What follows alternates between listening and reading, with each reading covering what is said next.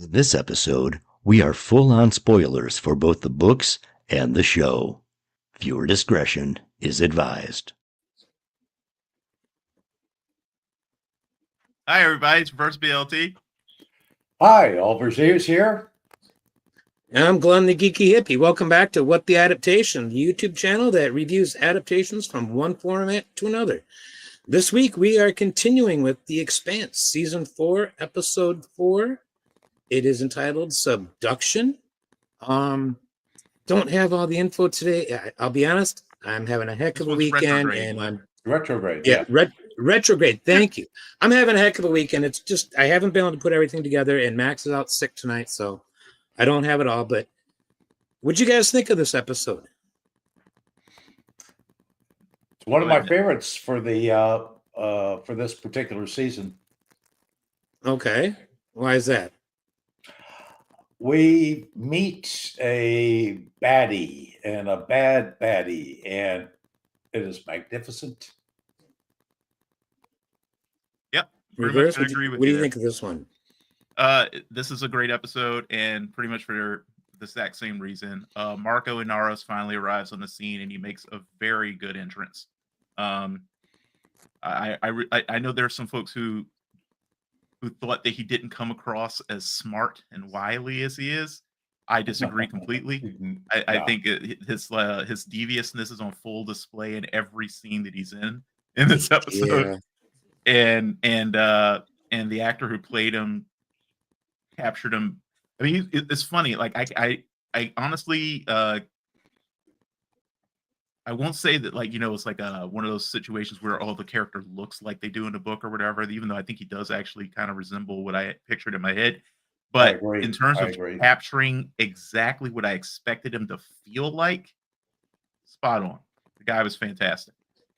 I think some of the best writing of the show, pick your episode, pick your season, it doesn't matter. I think some of the best writing for this show was done for him in this particular episode.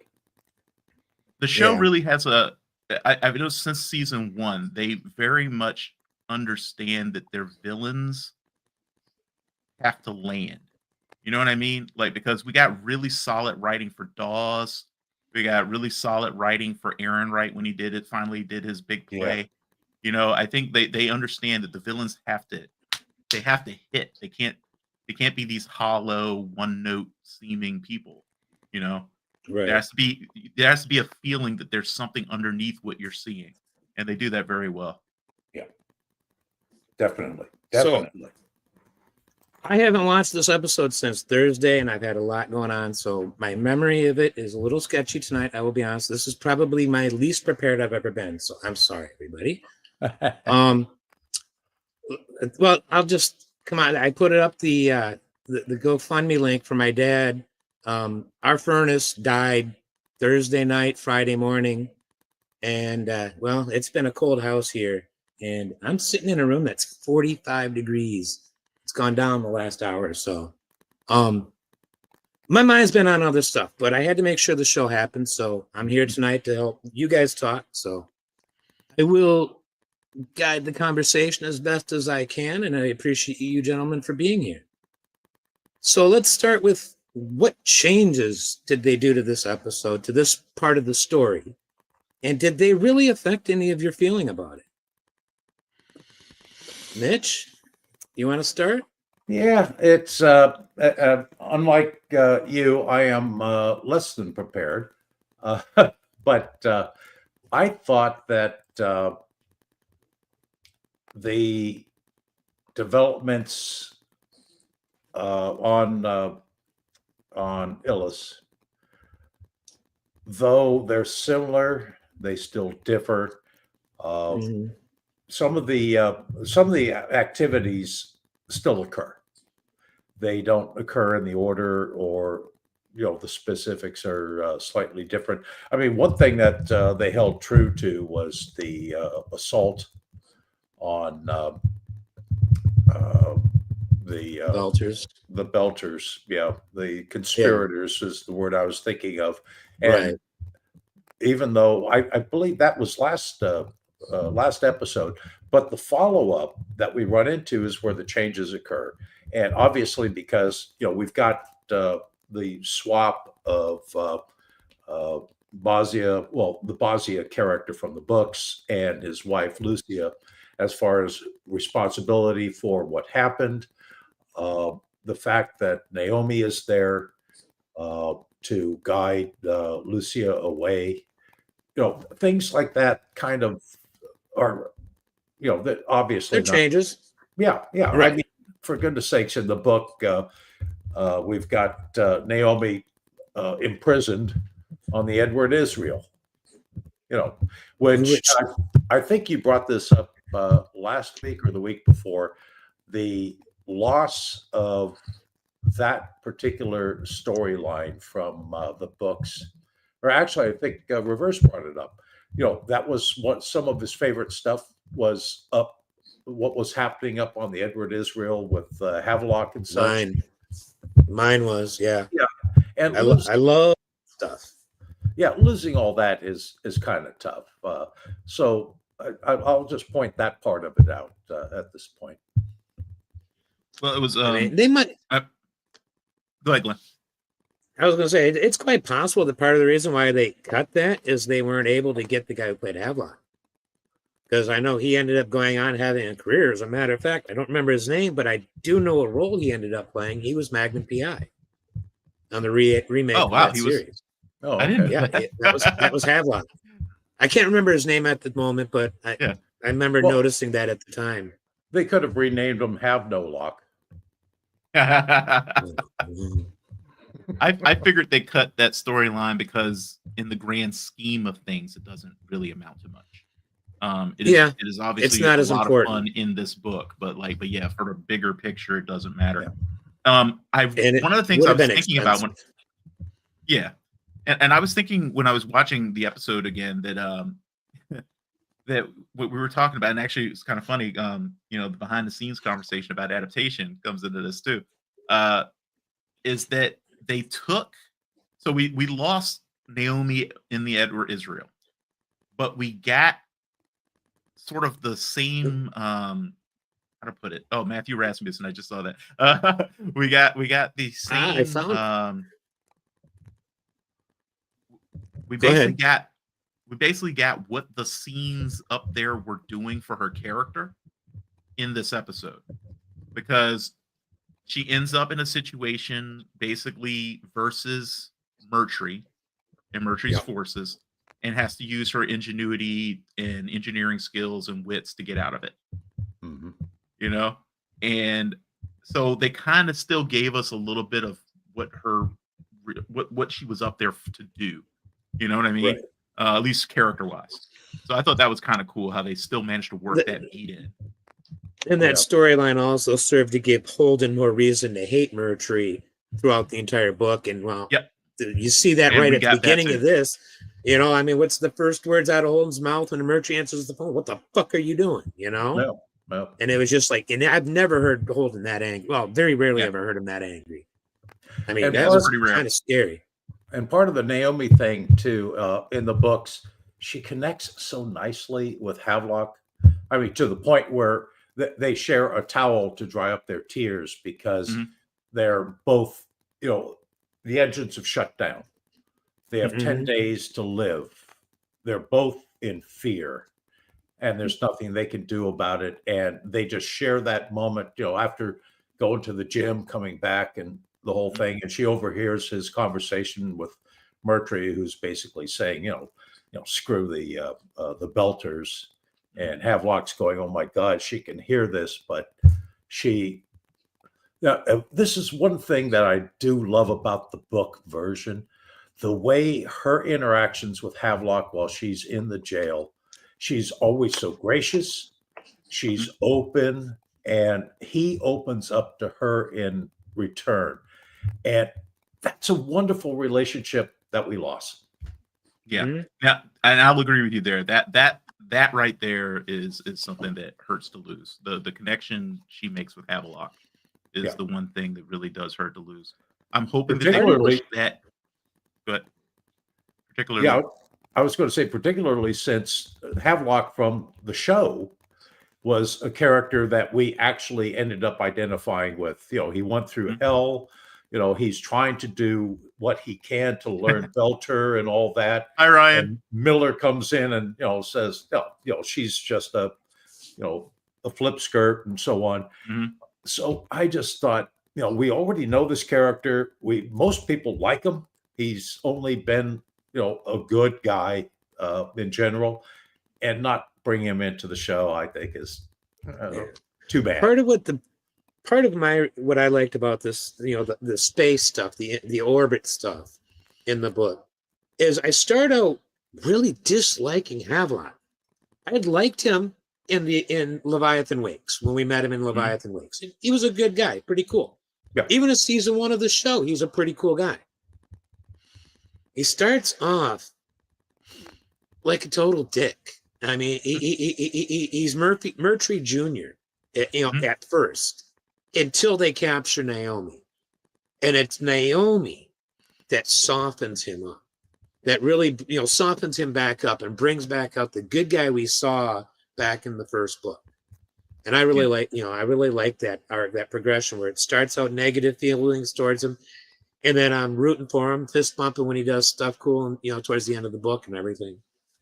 Yeah, he starts out as the jaded cop like Miller was when we first meet him, which is kind of neat. It was like a neat little flip. Yeah. It's a good touch. Max always likes to remind us that this show, one of the things this show does when it makes changes is they add drama. Mm-hmm. And that's what we get this episode, a good chunk of it, with the whole chase of, Naomi and Lucia getting to the Rossi, and I can't fault that too much because, it was on, at this point, it's an Amazon Prime Video channel, or show, but it was a Sci-Fi Channel show, and it's a TV show, and you kind of have to have action in this sort of show. At some point, you're expected to have a certain number of, or at least a few set pieces throughout the course of your season. Right. And this episode, that's what they were, they worked in that action. So I can't complain about that myself. And they also were able to use it to limit the cast a bit because to do the Edward Israel storyline properly, we would have had to have been introduced to about 5 or 6 more people. And probably would have been a little difficult. We would have had to have met the captain. We would have had to have met the chief of engineering, and then and then 2 other engineers with dialogue, maybe not names, just dialogue. Right. Then some extras, but and it would have all the EVA stuff would have cost more money. They were already going to be doing enough expensive space stuff with keeping the ships in orbit and having them, trying to keep the ships up. Yeah. And in the show, I was going to say, in the show, we only have the one character, Fayez, who is on the Edward Israel that we really interact with. They're background actors, but he's really the only one that we deal with. Right. Yeah, and you could definitely see them basically just trying to keep the cast list manageable. Probably not for expense reasons, probably just for the audience, because it gets very difficult for the audience usually to follow the cast once it gets above like 10-ish people, Well, unless they're truly unique characters, in which case they will stick with you. But if they're just run of the mill, they're here to serve a purpose and not much more. They're forgettable. Let's say, you don't need tons of them, without a doubt. Yeah, and several of them really were Mook 1, Mook 2, Mook 3. Speaking of names, Max did me a favor, and I had totally forgotten about it, but Max did have some data here for us. Matthew Rasmussen was the writer of this episode. Max wanted me to point that out. He's only written this one, but he's been on the writing staff as like an assistant or something in various positions for like the whole run, I think Max is telling me. But these are some more of his IMDb credit. This is actually the Expanse credits for this season, but I just wanted to share that. To the writing of a bunch of episodes. Yes. Now, I thought much of the writer's room remain the same with a few people coming in and out in the course of, or within a particular season. Right. It's just people switch job titles sometimes too. Yeah. Somebody might start out. I know that the writer for last episode, I think it was, I was listening to Ty and that guy, and they were talking about one of the episodes from this season. I think it was the last one. And they were saying that the writer had been, like a writing assistant. She had started at the bottom rung in the writer's room. Or no, he had started at the bottom rung. This guy, I think, might have been. And this was his first script, that he was assigned. Yeah, if you guys haven't listened to Ty and that guy, it's Ty Frank, and that guy is Amos, a.k.a. Wes Chatham. It's a great podcast. I can't recommend it enough. They go through and they talk about a lot of the episodes, every episode, as a matter of fact. And Wes Chatham, he's insightful, more insightful than I would have expected with just the character he plays on the show. Yeah. But I really got a lot of respect for those guys on that show, because Ty and Wes are pretty cool. Mm-hmm. A good actor puts a lot of thought into like every little aspect of their character. Like a really good actor, if you see them go across a room and pick up a random little thing off a table, they have a reason in their head based on the script and what they understand of the character for why they just did that. You know what I mean? Yep. And I love stuff like that. Like every single thing is calculated based on their knowledge of the character and everything. And they all read the books and everything. I think only can't think of his name. Stephen Strait, is it? The guy that plays Holden? Yeah. I think he was the only one who had read the books going into the show. Like he was already like a huge fan of the show. I think I'd seen an interview. He said that. Yeah, but everyone obviously read all the books they could grab once they got their roles and everything, so they understood their characters pretty well. And you can really see that, like the decisions they make are very deliberate. I really like it. Yeah. The actors understand the characters not just as they're written for the show, but as they're written in the book, I think. Mm-hmm. The one I know for a fact that I've heard from his own mouth that he's read the books was Wes. It's Wes Chatham. He's talked a lot with Ty about the stuff he likes in the books. But I'm cool. I like the fact that the others read it too. That I always prefer a crew that cast and crew that reads the book. Yeah, I think there was. I'm trying to remember which one. I think there was one of the actresses, I think, who wouldn't read ahead.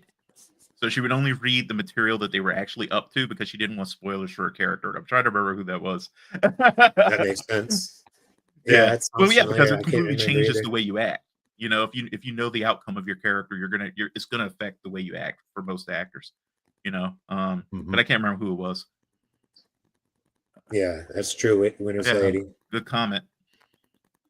Oh, I was thinking at some point we'll have to discuss it, but probably beyond the scope of this discussion. But I do have a way to work Havelock into this story for the adaptation, but it will require a multi-season arc that would take them to places that are very different from anything we get in the book.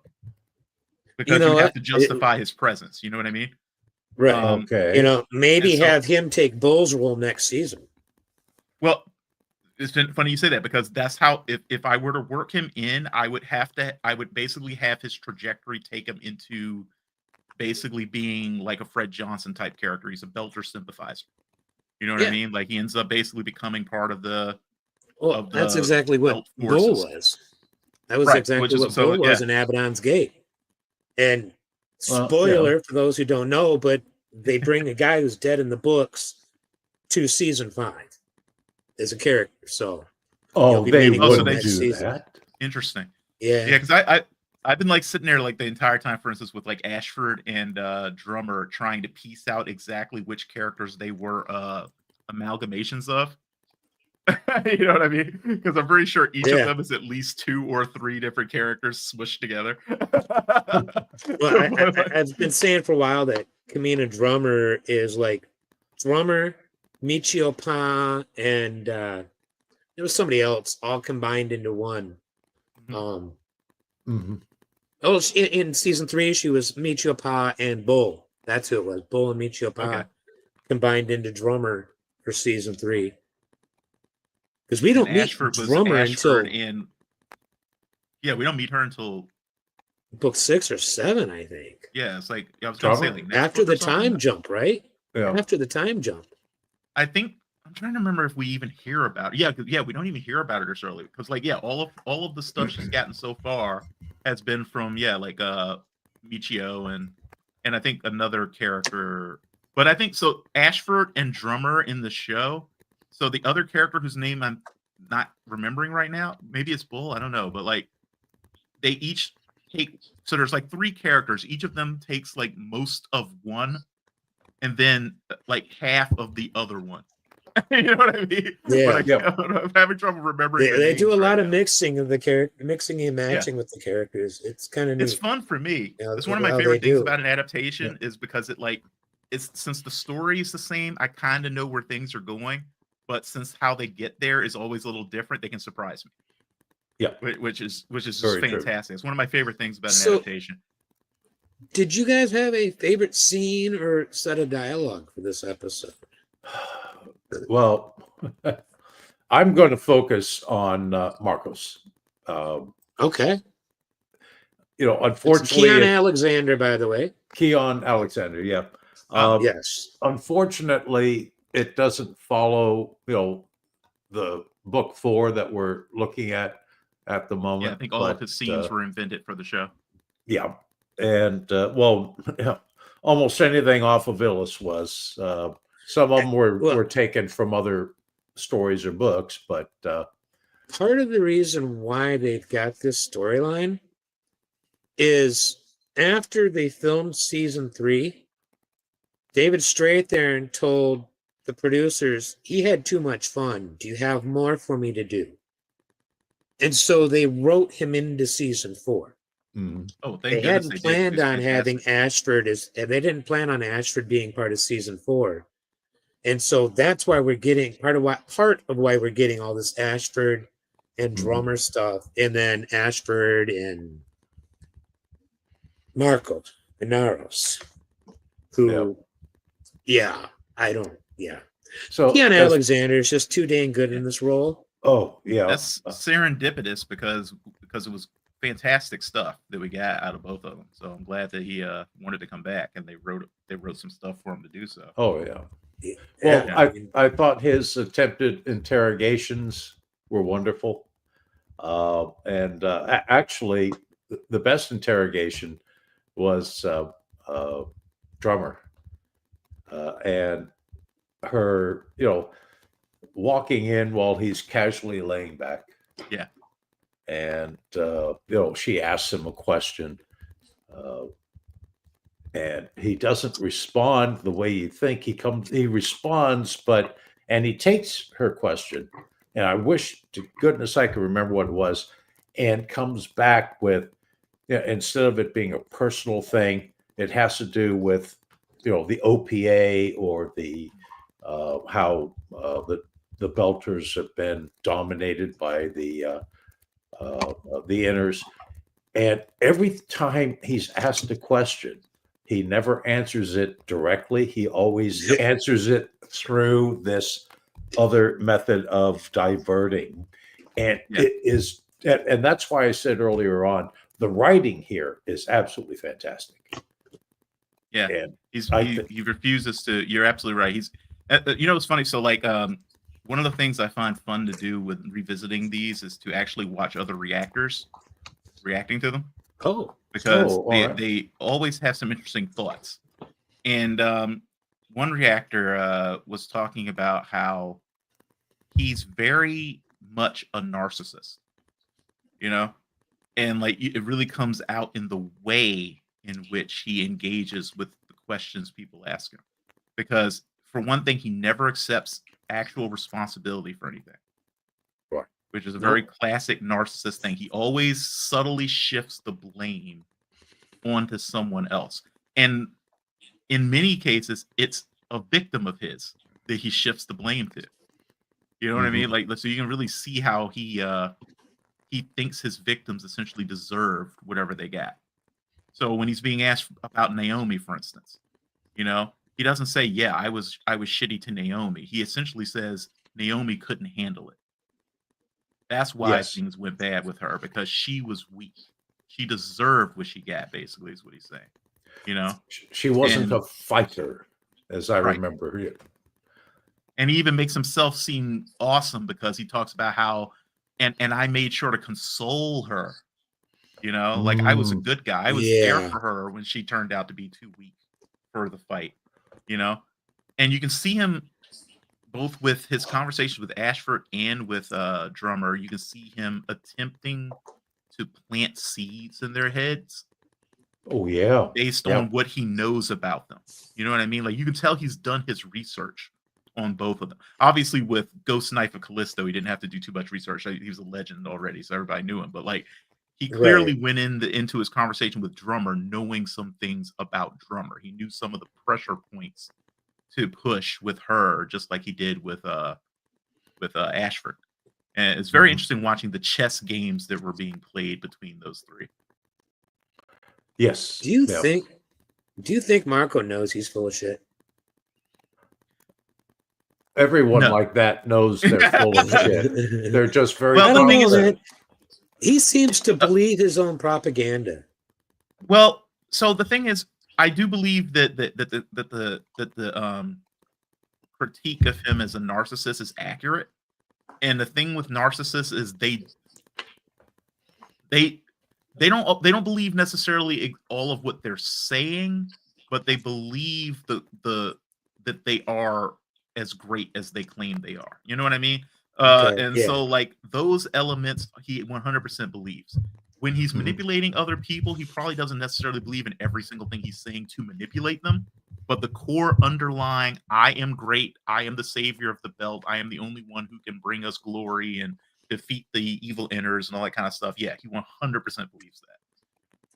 Yeah. That And is, I think it's probably prototypical of most, people who have that desire to control, whether they're a full narcissist or not. I mean, Mhm. we have a current example of that Yeah. in real life. And that's So I the will say power- Marco is way smarter than the one we've got.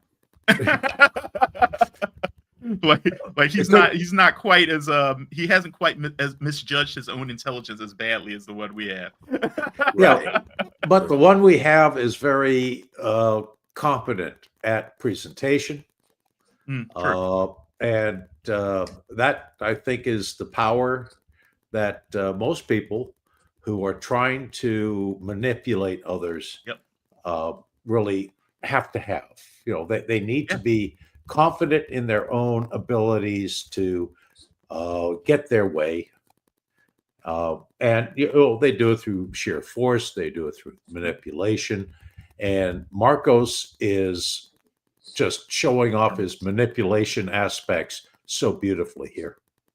Yeah, and that's textbook narcissists. They're very good at manipulating other people. This was something that I had noticed on my own. So I always like to give credit to other people when I steal something from them. But a reactor had noticed in his conversations on the bridge when he's actually locked up in his his ship is coming to get him and everything. They pointed out, and this is again classic narcissist, but I hadn't noticed it on my own, is that when no one is looking at him, you can see the insecurity, which is again a great testimony for the actor. Is that like you can literally see him drop the facade when no one's actually directly engaging with him, and see that he is actually afraid. He isn't as confident as he portrays himself to be. Okay, and that's a thing that actually is true about real life narcissists too. Narcissism often develops in people who are extremely insecure. It's almost like it starts as a defense mechanism and eventually grows into its own, permanent shield, I guess. And then they get to a point where they can't even, where they finally become so delusional that they can't even see the truth about themselves anymore. But yeah, it was really fascinating, like looking at his face after she mentioned that and going, Oh yeah, you can totally see him switching back and forth. The minute someone looks at him, he suddenly like takes on this very cocky swagger, and he holds it the entire time until they look away. And then you see him kind of like looking around and going, "Oh crap," you know what I mean? Like, am I actually going to get out of this? You know, which is really fascinating. I'm gonna have to keep an eye out for that. I hadn't noticed that. Yeah, that's nice. I had noticed something like that a while ago, and when last time I watched, it was either season 5 or 6 when I was watching, when my dad was watching the show. I was watching an episode. And I'm like, oh, nobody's looking at him. He doesn't have, his smile vanishes. That Mm-hmm. the smarmy smile he's got. Smarmy, perfect word. Yeah. Yeah. I'm waiting. So I haven't gotten to season 5 yet. But I'm scheduled to start that, I think in 2 weeks. And I'm curious. I'm very curious to watch how he interacts with Philip. Because that's somebody that he will have control. He will be accustomed to dominating. You know what I mean? And Right. so I'm very curious to see how he handles the people that he sees as weaker than himself. I think you're going to Versus enjoy. I think you're going to enjoy that if you're looking for that. Yeah. Excellent. Yeah. And the smirk crumbles. Well, why am I hearing that to the tune of When the Levee Breaks? Oh God! Now, actually, season 5 and 6 get into some really wonderful Marcos moments, but yeah. And we are thrilled. We are full spoilers here, folks. So too bad. Yeah, I'm definitely looking forward to and dreading at the same time the Free Navy's opening salvo. You've read all the books, but you just haven't seen all the show, right? Except for Leviathan Falls. I have not read the final book in the series. Oh, okay. Yeah, or the novellas, right? Right. I haven't read the novellas either. Yeah. Though I have read synopses of all the novellas. Okay. The one you should really read is right now, or for season 4 is Gods of Risk. Gods of Risk, yeah. Yes. It's a good one. I really like I gotta borrow it from the libraries. Gotcha. It does sound interesting. I'm curious to see how it differs with the POV character being David instead of Bobby. So, does anybody it's functionally similar, but yeah, it's a different there's story. differences. Yeah. It's a different story, but anybody have anything they want to bring up about cinematography, special effects, any of the technical side, music? I mean, nothing was bad. No. That I have seen. There was a sequence episode that I love at the very end, and that is Holden getting off of the Rossi with the gun before the Rossi leaves. And you have that long shot of him and Murtry on opposite ends of the screen, just tiny. And I mean, you're talking about classic Western look, feel, we just needed a tumbleweed to go by. Exactly. Which, interestingly, is an invasive species in the United States. It's originally from Russia. Oh, I always thought that it was like just a clump of debris. No, tumbleweed is an actual plant. Tumbleweed is an actual plant that at a certain point in its life, it breaks off and just gets blown, and it's how the seeds get spread. That's how it propagates. It gets blown around. So yeah, it's originally from Russia. Silly Everything story. is an invasive species until it isn't. That's what I was telling everybody. So a silly story. When I lived down in LA, I'm driving back to LA on the 10 highway, and wind's blowing like stink, and this tumbleweed, probably 6-7 feet in diameter, comes flying across the highway, and I plow right into it. Oh wow! Imagine get your name on it. Imagine hitting a giant snowflake, not a snowball, but a snowflake. It disintegrated into 10 billion shards. I didn't Oh, even wow. know. I didn't even know I hit it. It just disintegrated. Oh, it was Didn't scratch the car at all? no. I mean, it has practically no weight. I mean, there's like the central core that's probably Right. a 1/4 inch stock or something like that, but everything else is filamentary coming out, and oh, it was I've never seen wild. it in Gigantic person. dandelions. Yeah, I've never seen one in Very person, similar. so I don't know. Yeah. That's pretty cool. Yeah, it was scary at the moment, but when I plowed right through it with no repercussions, it's like, oh, okay, great, fine. I could take the camera This and go is so- outside right now. We actually still have a little bit of it in the DMV. Weirdly enough, I mean, usually this time of year we'd have more, but it's Yeah. almost like the climate's changing or something. I think I know what your guys' answer, at least one of your answers, is going to be for this one. But who would you give for best actor this episode? Or Keon, actors? Keon. I mean, I've been going for Burn, but I'm going with Keon this time. Just Yeah, He I kills can't it. argue that. he kills it. How about you, Reverse? just to avoid us both saying it. But no, actually, so the thing is, like with him, I'm not sure how much of it is me thinking, oh, he was the best actor, how much of it was just that he had the most powerful scenes or the most interesting scenes, I should say. Okay. Right. I think I might have to give best actor though to Dominique Tipper. Because Good I call. think she does such a good job of conveying this woman who's trying her best to not look like she's having a heart attack the entire time, Mhm. while still showing the audience that she's totally having a heart attack the entire time. You know what I mean? She does such a good job of that whole, like, saving face, trying not to fall on your ass thing while you're dying. And that's just such a hard thing to do because a lot of it comes down to, I mean, pretty much it all comes down to nonverbal emoting. And as you guys know by now, nonverbal emoting is my favorite thing to look for in acting. But yeah, aside from her though, definitely Marco, because again, he does some very good nonverbal emoting as well in this episode. So Well, in the nonverbal emoting, after Amos gets beat up and kicked, and he's on the ground and he's looking up, I was not convinced. I'm sorry, Wes just didn't really convey to me that, okay, yeah, I'm doing this. I'm taking one for the team here, and he looks up to see where Naomi is and such.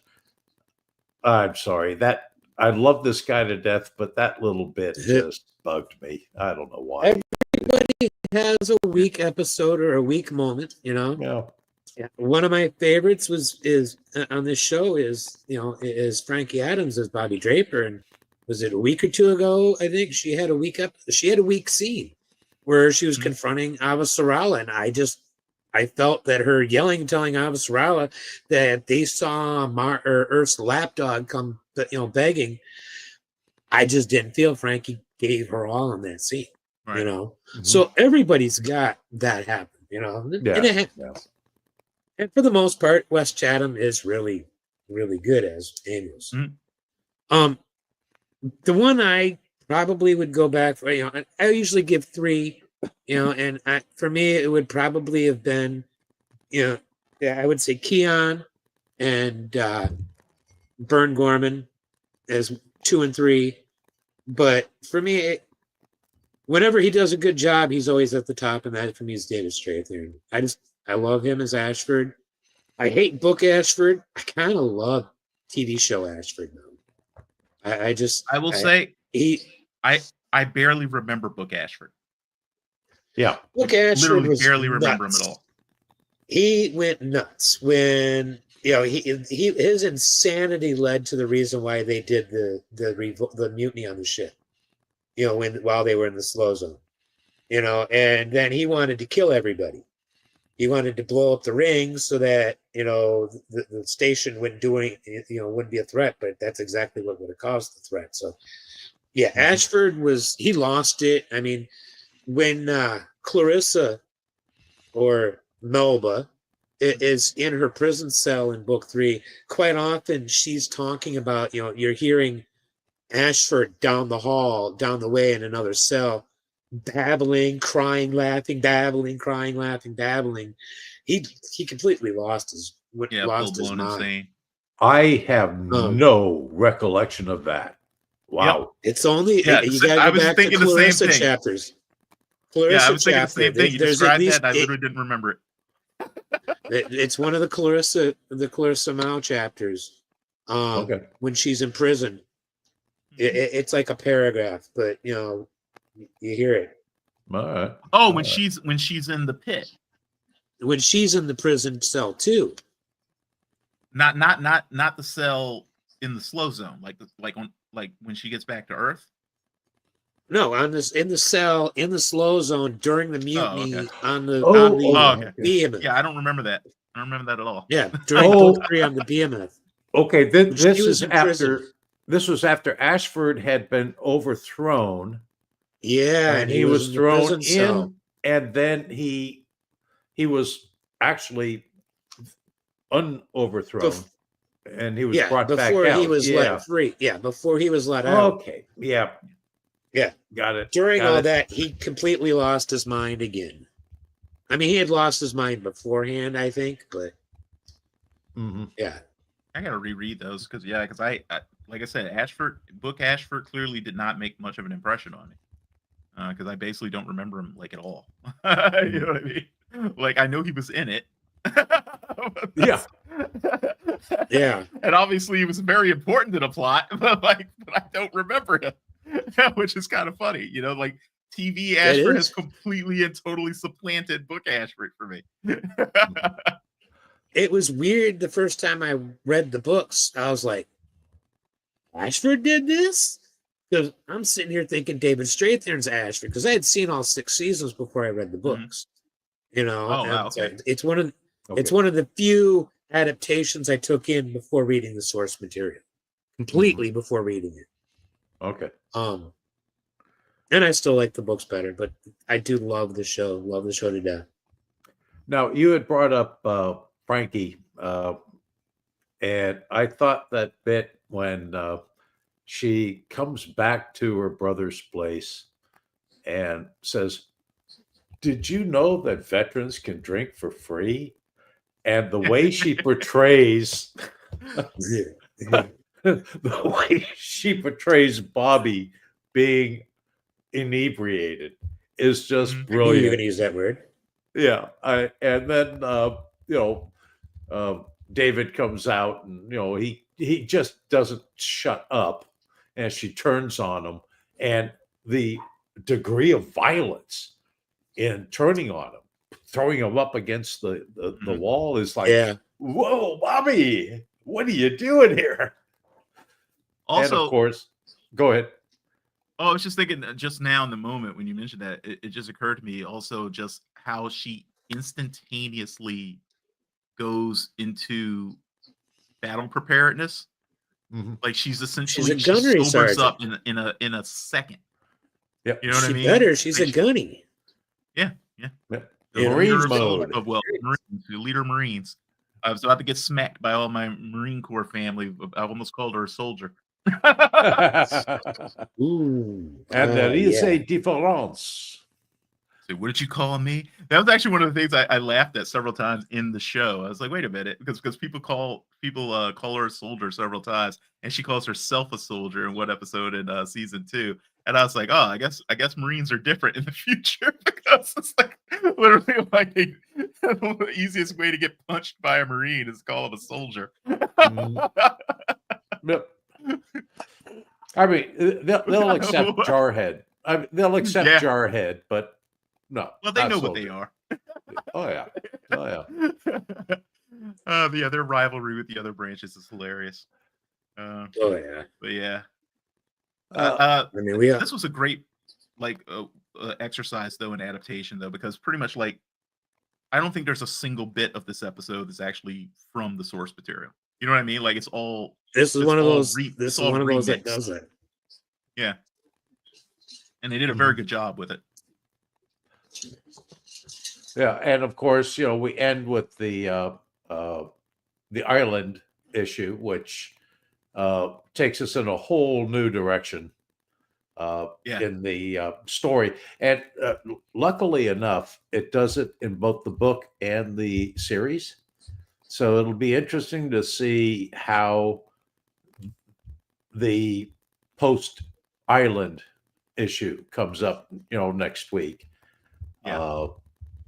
But what we've seen, we actually had a bit of a hiatus, but a bit of a hiatus between the disasters this week. I mean, we had the lightning and the rotating ruin.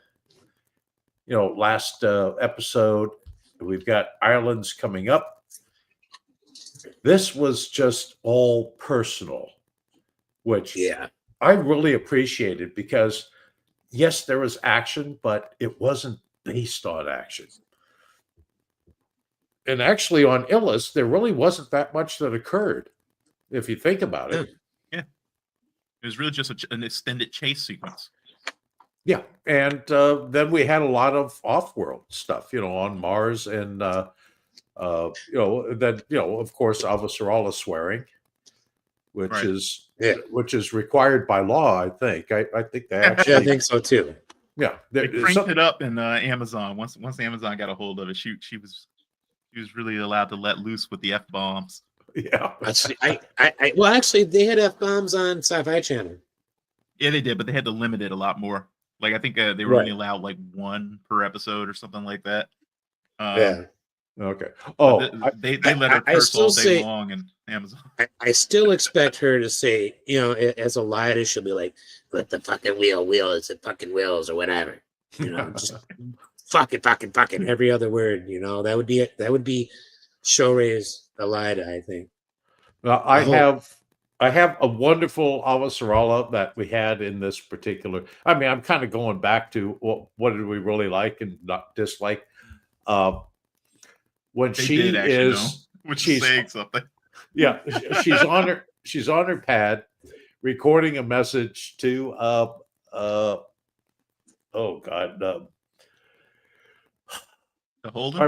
Holden, thank you. I had the H in my mind. I just couldn't pull it out. I got Hunter and I was dead. But she's recording a message to Holden, like, what the hell is going on? And her assistant comes up, madam, what? They're waiting for you in the other room. And then she goes through this self-calming, and does a little flip of her hand. I mean, she kills. That's why she absolutely. That's why kills. She's number 0. She's always the best actor on the show on any episode she's in. We just don't bother mentioning because it's a given. Yeah, it's a given. Yeah, Shorei is amazing. I can't wait to see her on Wheel of Time. It's gonna be really fun. Oh, how did you lose the fucking dragon? Yeah, I hope they write it so that she can excel. I really do, because they could screw that character up, and as good as she is, she may not be able to salvage it. But if they write it correctly, I think she could be, another Lanfear, and she should be another Lanfear. She should be another Leandrin. She should be up there. She should be bigger than that. Yeah, because it's rare that we get someone who is antagonistic but 100% trying to be a good guy. You know what I mean? Mm-hmm. And it's like there is no evil here. It's someone who is really truly trying to do good and just it doesn't do a good job at it. You know what I mean? Yeah. And so that's a fascinating character to see. I'd say that's actually also the case in the book for Murtry, for the character of Murtry in this book in Cibola Burns. On the show, no, he's a sick, twisted individual on the show. Yeah, I think Amos is totally right. Well, it's funny. It's like this is one of the rare cases of an adaptation making someone a little more one-dimensional to make them work better for a show. You know what I mean? Because he definitely is. Yeah. His complexity is reduced for the show. Well, I think in the Show books Murtry too, seems in the books too, his complexity lessens throughout the book. He Yeah, becomes more with one stress. dimensional. Yeah. You know, he well, 'Cause he's not losing it. one dimensional, becomes more focused. I mean, it used to be, you know, yes, they're screwing up and you know they attacked us, but it becomes more and more and more focused on Right. the heck with them. Right. Yeah. Yeah, it's And like you can definitely see in the the kind of book- person he is at his core. Yeah. in the book, Exactly. it's really hard to point to anywhere where what Murtry says is wrong in the book. Mhm. You know, but on the show, you know, the way he kills Coop on the show is a big is very different than the way he did it in the book. In the book, you can make the argument it was justified. Mhm. But the way it happened on the show just did not come across nearly as justified. And also, I mean, there's also the fact it was at night compared to day, and he had a huge crowd during the day in the book, and everybody saw how it happened. Here, it's just a small group of people that are now going to tell what happened, you know. Right. But Murtry in the book isn't a bad guy. He's not evil. He's not evil. Not evil. Until towards the end, when he decides, you know, with why he wants to stop Holden from doing what he does at the end of the book. Right. Okay. I think We'll talk about that later. About how why he's so wrong on that. Right. I think it's interesting that they preserved the core element of that, I think, for the show, which is that in both cases, it's an example of someone who is just going too far. You know what I mean? Like that's the main problem. It's not so much that the reasoning underlying it is evil or false. It's just that the response is an overreaction. You know what I mean? Yeah. And the show simplified that. And I will say this was one of the weaknesses of the show, because most people who aren't familiar with the source material view Murtry in the show, like each of his actions sort of confirm that he's a villain. You know what I mean?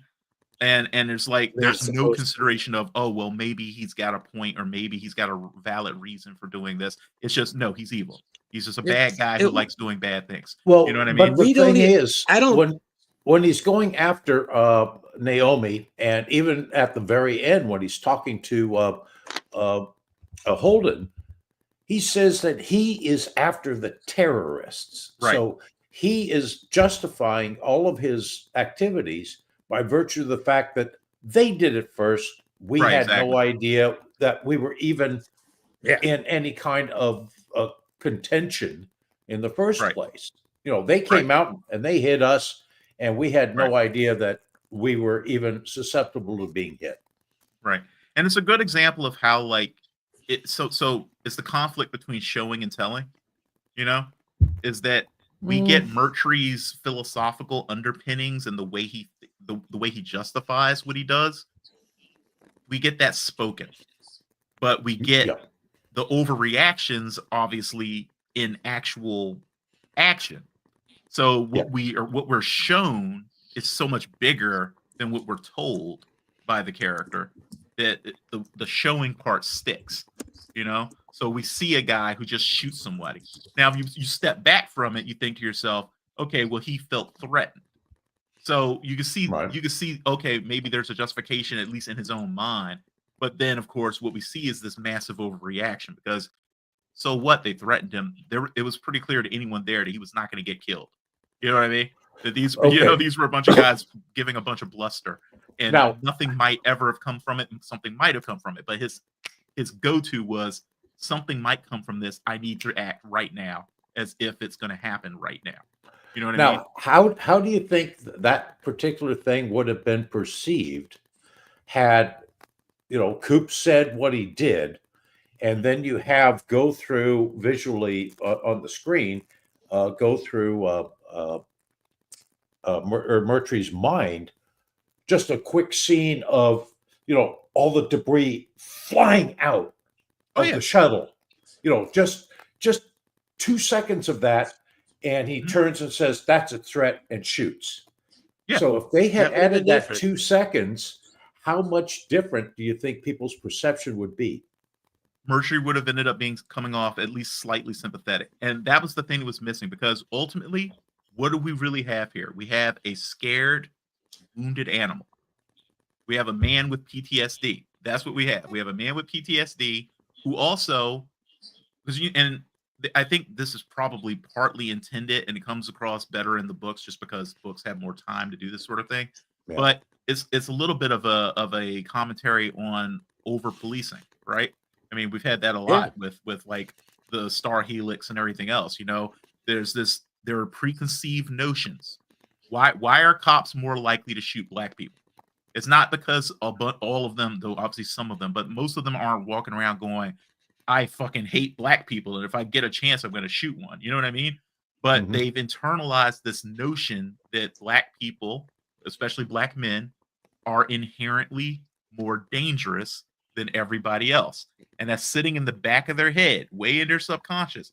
So a situation starts to happen and they overreact because they're more afraid in this situation than they are if they say pull over like a white guy, because there's just deep down in their subconscious, there's this voice saying, "Be careful.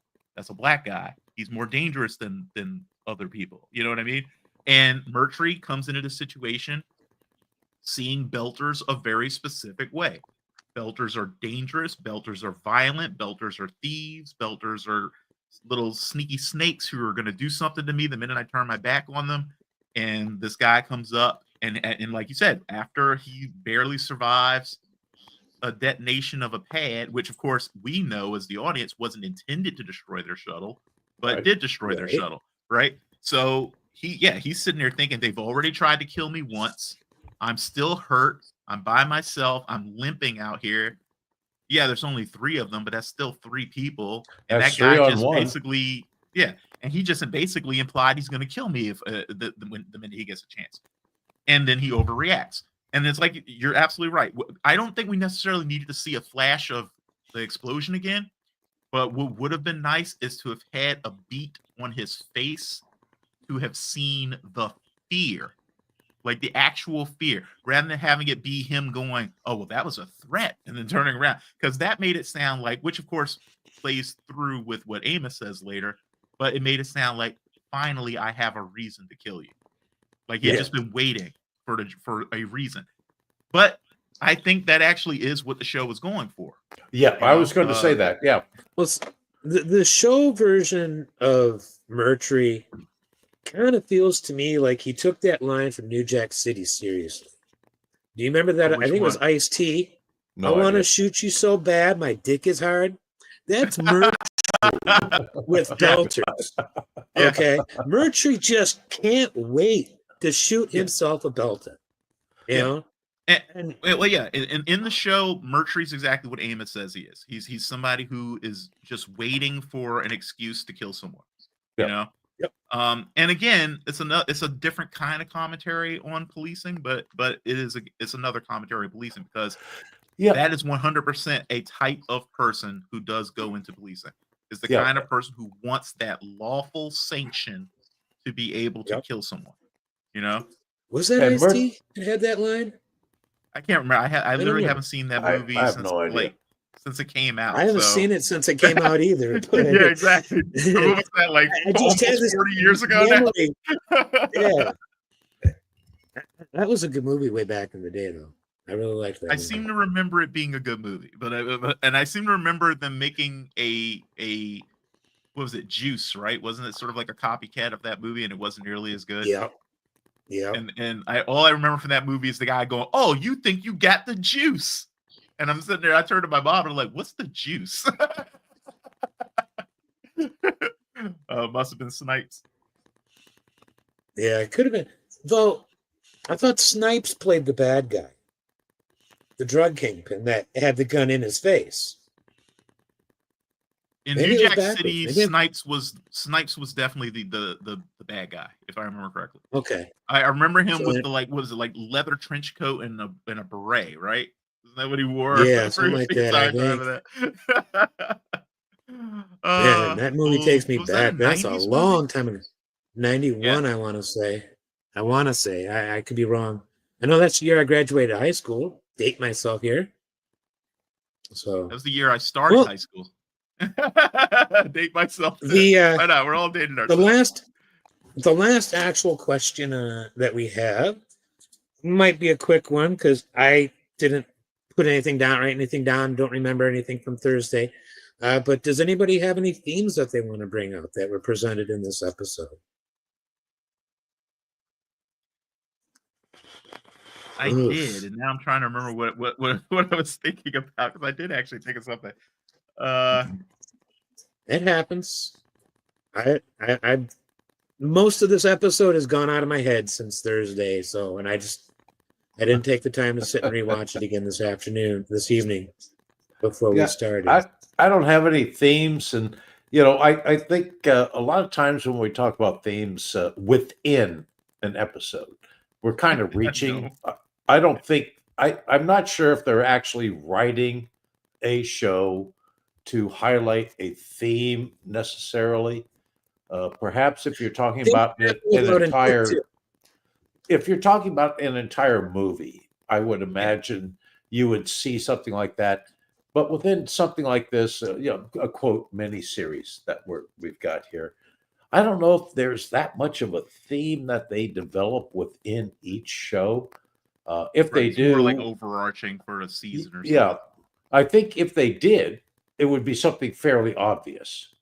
We tend to, no offense to us, but I think we tend to, grasp at straws as far as trying to come up with a theme. That's completely possible.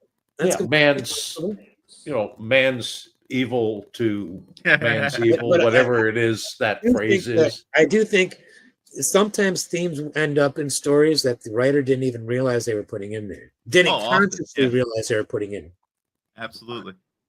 Just like you put yourself in your story without realizing it. Like it's funny how you take a step back and go, "Oh crap, I'm in this." I will say this though. I think because I do think typically your theme is more season wide, and then of course your overarching theme for the entire thing.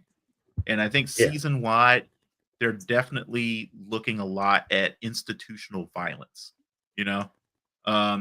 And this episode did have a few things that highlighted that because of Bobby's story and everything going on with Mercury. Definitely those things have a lot to do with the concepts of institutional violence and how you justify and legalize the violence that you employ against people.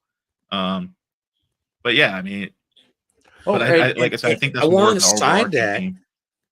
Go ahead, Mitch. I was going to say you could even add to that concept the method by which Avasarala is undermining Nancy Gao. With the thing that she jumped the line and so on. It's a political version of violence. Yeah. Yeah. And she's weaponizing information. And that's another thing, too. It gets into privilege because Avasarala is someone who clearly comes from an extremely high amount of privilege in the culture of Earth, and Nancy Gao is essentially being punished for being lucky enough to be someone who didn't have privilege, who got the benefit of a patron, which is something that Avasarala probably had plenty of throughout her lifetime. She had her father, she had Fred DeGraff who got killed in season 1 and things like that. She's had patrons her whole life. This one woman from nothing manages to get one patron, but probably because of very hard work, because presumably it was someone who she interned for or something. So she probably had to work very hard to just even get into his orbit. And and Christian's going to go out and basically try to crucify her with it. Well, basically Nancy Gao got a leg up, but then she climbed the rest of the mountain on her own. Right. Yeah. I would say she climbed the mountain on her own on both sides of that leg up, you know? Yep. Whereas, yeah, One of- Christian, again, I'm not going to take anything from her. She's obviously very capable. It's not like she doesn't deserve to be where she is. But if she didn't have the family connections and everything that she had, she would just be she would be like the man we met in season 2 that Bobby meets when she's wandering around looking for the ocean. You know, a guy who with a bright mind, clearly capable of more, but will never ever achieve even a fraction of what he's capable of, purely because of where he comes from. Yep. You know, that's what Avasarala would have been if she had been born any differently. Yep. Since we're looking at it as a season in a book, on a scale of a season in a book for themes, there is one that, you know, Mitch heard me mention this, I think the first episode we did this season, but colonialism is a big theme here. I mean, it's the driving. I mean, you've got RCE coming in basically as the British East India Company trying to take over Illis, you know. And the book makes it clear that the people were living on Illis before for like what, 2 RCE years almost, right? Before RCE even got the charter. Right. So Earth and Mars are playing Britain and the rest of Europe's, you know, colonial empires and giving something to people that they have no grounds to give. Giving away something someone already is on. Yeah. And while I'm not normally super pro Belter, because Belters have a tendency to piss me off a lot, just on the show especially. And Martians do too. I'm pro Earth. I'm Earth first when it comes to the Expanse. Okay, Aaron, right? No. But good answer, good response. But you know, I gotta say, I completely side with the Belters that are on Illis. You know, the Illusans or whatever you want. They're not Belters anymore. As far as I'm concerned, that RCE shuttle, if it had any armed security on it, that was an armed invasion. And I think, and they knew it was coming, and that you know that that they're going to come with guns. They're not going to come unarmed to an empty planet, you know, to this planet. So yeah, you have a right to defend you and your home against an armed invader from space. Yeah, and that's exactly what they were trying to do. But it does bring up what does irritate me about the belt, which is inescapable, but it's short-sighted. That's the issue, because no, I'm not saying they were right. I'm not saying they were right, but they had the right to do it, as far as I'm concerned. Whether or not they should have is another question. I mean, it's most of the time it's even considered actually legally justifiable to repel an invading force. You know what I mean? So it's like it, but of course, who writes the laws? Again, we get right back into institutional violence, right? It's like the people writing the laws are Earth and Mars, you know, because they're the ones who have the government. Yeah, and in the end, it's the winners that write not only the laws but the history. It's not that they're the ones with government, because the OPA does at this point have a government. Oh yeah, no, but what I mean is theirs is the one that's sanctioned. Who has the strong militaries that can enforce their attitude. And unfortunately, that's exactly what Marco is trying to address by creating the Free Navy. You know, the OPA, the outer planets definitely need a military. Oh yeah, they do. The Behemoth by itself is not enough, and with a couple of former pirate ships, that's not enough. Yeah. They should, to be honest, Tycho should have been pumping out ships for a while. Right. Tycho had the money to do it. I remember in season 2, Anderson Dawes talking about how he accuses Fred of still thinking too much like an Earther. And I will say that in that respect, it's a valid criticism, because Tycho isn't pumping out warships because Fred is thinking in terms of conciliation. You know, like he he fully believes that there's a path to an equal, respected relationship between Earth, Mars, and the Belt, and he doesn't want to do anything antagonistic that would work against that, which is why they're not pumping out warships left and right. And yeah, and the Behemoth, of course, was symbolically a warship. Like nobody sitting in either of the big navies was sitting there looking at that thing and thinking of it as an actual warship. You know what I mean? Right. But it was symbolic, you know, and they recognized it as such. But I like that bit. What was it in episode 2? Was it where the UNN admiral, I think it was, made a point of reminding Drummer and Yeah. and Ashford that the station, your mighty warship station, literally can only sit here being, you know, being the station for the slow zone because we allow it. Yeah. You know, Right. and by virtue of our kindness, our largesse. Yeah, exactly. We are Exactly. we are so magnanimous to you, Belters. Yeah. Yeah. Now, I wanted to get back to the occupation part of thing, the invasion, the colonialism.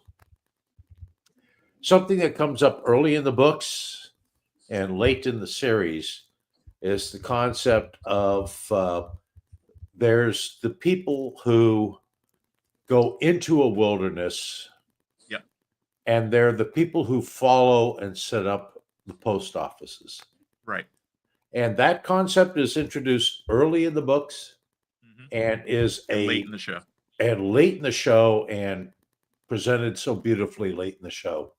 And I was really glad that we got that in the show finally, because I was worried that that Mercury was just going to be one-dimensional throughout the entire season. And it was good to see that they remembered that he actually does have a philosophical underpinning to his actions, not just like, you know. Oh yeah, I think, and once we get to that episode, we'll look at it in depth. But I think for the Mercury character within the series, as you said, they've made him far more one-dimensional than he was in the books. He kind of little spoilers. He kind of opens up a little in the middle of the series, which we're basically getting to, closes down at the end. I mean, he becomes what we have known him to be, but I think he more overtly tries to think, if I remember correctly, more overtly tries to bring Holden over to his way of thinking in the book. Yes. Yeah. He's always you see shades Holden. of that in the show. You see shades of that in the show, especially like in the beginning where he's like, "Oh, let me show you the lay of the land," and all that kind of stuff. Where you can see where he's like, he initially thinks, "Oh, you know, we're both from Earth. We're both like, you know, civilized people. I can talk to you, and you'll see my perspective." You know.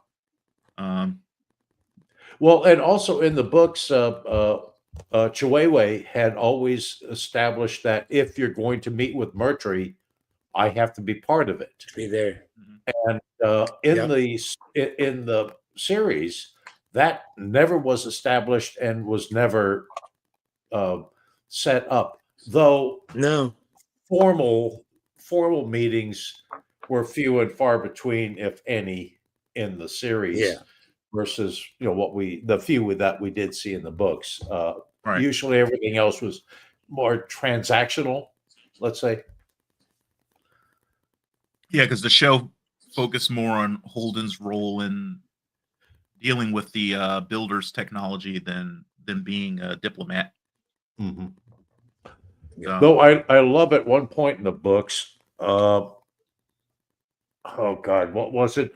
Holden just starts going down the list of all the crap that's happened so far, and not just stuff that has happened, but stuff that is currently a part of the whole problem. And he has like 8 things, you know. Yeah, it's a little beyond where we are in the series, but not that much. No, definitely got a lot on his plate. Got a lot on his plate, and it's only going to get worse, as we all know. Plus Miller. Yep. Plus Miller. So, All right. I think we did an episode, gentlemen. Thank you for your I think we help. did. And Yep. thank you for covering for me tonight. You guys, between the two of you, made it a pretty dang good conversation. I tried to take part in there a bit. Thank you guys. Glenn, we Just a didn't bit, want. Glenn. Yeah, Glenn, we didn't want you part of it. We just wanted to talk with you. That's good. Yeah, that's fine. You guys worked well together. I might put a show together, the two of you. Just let you two talk. So It's a thank good you guys thing at that we're home. keeping the tangents under control. Tangents. Speaking of those. No, don't. Yeah. You know what'll happen if you start me on a tangent? It'll be an hour Right. from now. We'll still be talking. No, Thank you both of you guys. all right. And thank everybody at home for watching and commenting. Thanks, Thank everybody. you, Bill, for watching chat for me tonight. And please have a good night. Everybody come back next week as we discuss episode 5. Can't tell you right now who I've got as a guest. I'll have that posted on our Discord server soon. Or I have it on our face, or on our And do socials. the at least. GoFundMe. Do the GoFundMe, people, if you can. Oh, Yeah, there's a link in the doobly-doo. Like I said at the beginning of the episode, thank you for reminding me, Reverse. My furnace died, and my dad's 78, and that's not a good thing for a 78-year-old to have to live through in the middle of a Michigan winter. So anything you can do to help, even if it's just sharing the link out there on your socials, I'd appreciate it a lot. Thank you very much for watching, and please leave a like, a subscribe, and don't forget to be awesome. So bye. have a good night.